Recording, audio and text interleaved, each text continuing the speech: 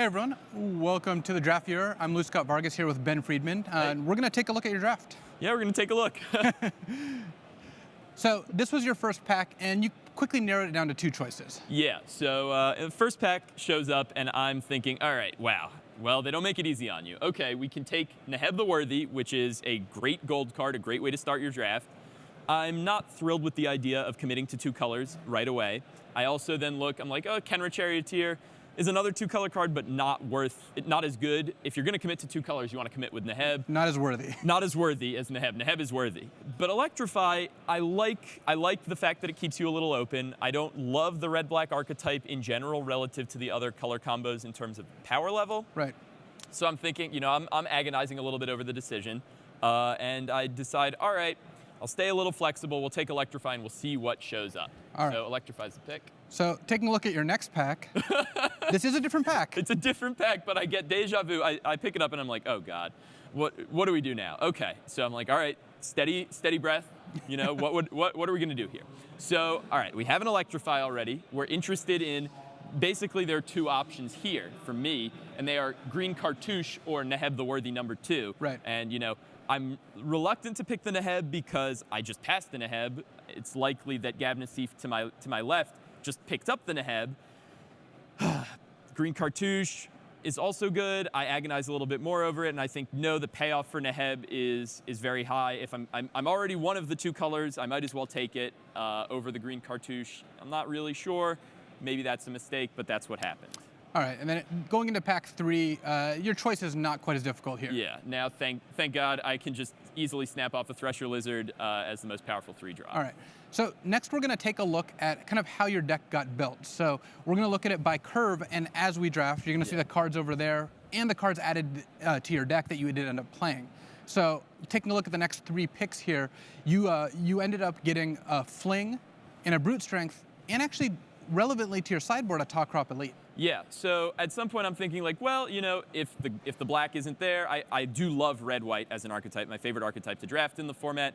So I take it kind of hoping that maybe something comes together. Doesn't come together, but now we've got these 5, and I'm not thrilled, but there's tentatively a game plan. Yeah, and Brute Strength plus Fling plus Neheb, these all work together. Right. Thresher Lizard also wants you to get down to 1 or fewer cards. Yeah, so Hellbent aggro. There you go. Your next 3 picks add a couple more cards, Splendid Agony and Minotaur Sure Shot. Yep. And again, another Minotaur or removal spell. This is kind of progressing the way you want it to. Yeah, in theory, I'm thinking, okay, we have a plan coming together. I'd like a few more 2-drops maybe because we're not quite as low on the curve as we need to be, but I can start calming down. I have a game plan.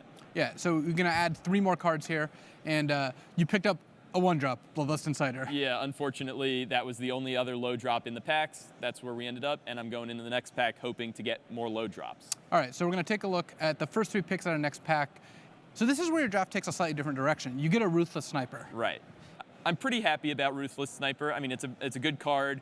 I'm thinking, okay, well, now a little bit of cycling. I mean, I think, oh, wow, Neheb and Ruthless Sniper is kind of a sick combination. Right. Things are starting to come together. I get another Minotaur. I get a final reward.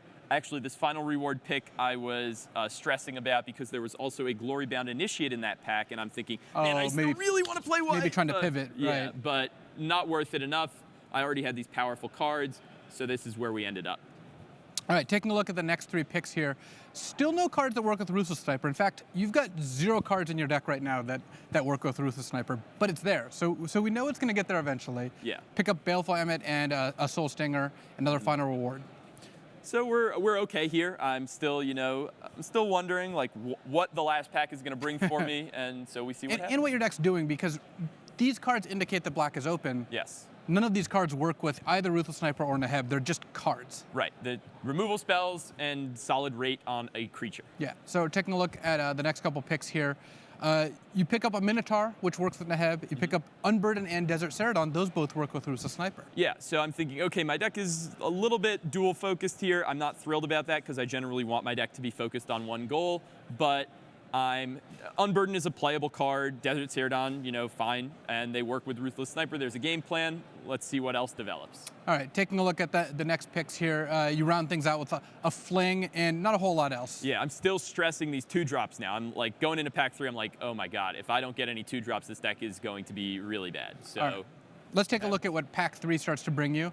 Well, you got some 2-drops, Nefcrop Entangler and Battlefield Scavenger. Yeah, so I picked Nefcrop Entangler over the black Cartouche of Ambition. Wow. And I'm, again, stressing that pick a lot, and I'm thinking to myself, wait, what have I gotten myself into? But you have so many 3-drops and Exactly. so few 2-drops. I need to lower the curve, and this is a pick where normally it's a slam dunk for the Cartouche, but in this specific spot, I had to go with the Nefcrop Entangler. Also relevant, Battlefield Scavenger does work with Ruthless Sniper, since it doesn't have to cycle, it just has to discard. Correct. Taking a look at the next couple picks here, Pursue Glory kind of works with the just, beat him down with Cursed Minotaur plan. Mostly it's there for Ruthless Sniper. Yeah, it's a cycling card for Sniper, and it is actually kind of nice with Neheb. You get a bunch of first striking Minotaurs, and you can just really go nuts, make them like 6/2, 7/2. Especially if they don't know that you're going to play a card out of your hand. Correct. And then you picked up a Wasteland Scorpion. Yeah.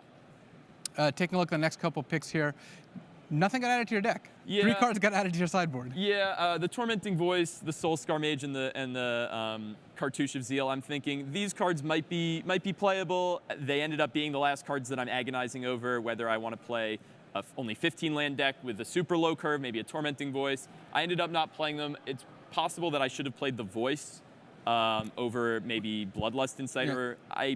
I ended up sideboarding out an Inciter for a Tormenting Voice, but I'm still kind of shaky on that. Voice working with Ruthless Sniper is great. It also makes it more likely you can cast all your cards for Neheb. Absolutely. But your deck, even at this point, you're still like kind of straddling between the no cards in hand Minotaur beatdown plan with Bloodlust Inciter and Ruthless Sniper that wants cards like Unburden and Pursue Glory, which don't quite fit with the other game plan. Well, I'm thrilled with Pursue Glory because it does kind of work with both game plans, as it's a good Hellbent card. It's a final card to slam the door shut. But I'm not thrilled with Unburden. I'm thinking this plan, I only have a Ruthless Sniper as a payoff. Maybe if we got an Archfiend of Ifnir or something, but that's unlikely. Yeah, 10th pick Pack 3, that's probably going to happen. Yeah. So then rounding out the draft here, no cards got added over your last couple of cards. You have, notably from like Pack 2, for example, a Scarab Feast that you could have played to bolster the cycling theme, but just doesn't quite fit in your deck. Yeah, I was thinking about playing like a 15-land special with just a bunch of low-cost cyclers and the Tormenting Voice, and maybe cutting possibly a Fling, or possibly, I guess you could cut one of the 3-drop creatures. But I mean, the 3-drop creatures, the 3-drop removal are all good rates for cards. I just wanted to play good cards, and I think that the final product is, well, I mean, it's right here as we see. It's playable. It's not great. It's got good removal. It's got a game plan. Right now I'm 0-2, so I'm not thrilled. I'm not really living up to my Twitter handle, but maybe we can dust off. That's a 40-card Friedman for those who aren't aware. 40-card Friedman. So maybe we can dust off a win in the last round and make a run. Maybe if you were a 41-card Friedman, had like an extra sweet card, you could have gotten there. Yeah. Oh my. But good luck in your last round, Ben. This is Ben Friedman, Scott-Vargas here with the Draft Viewer.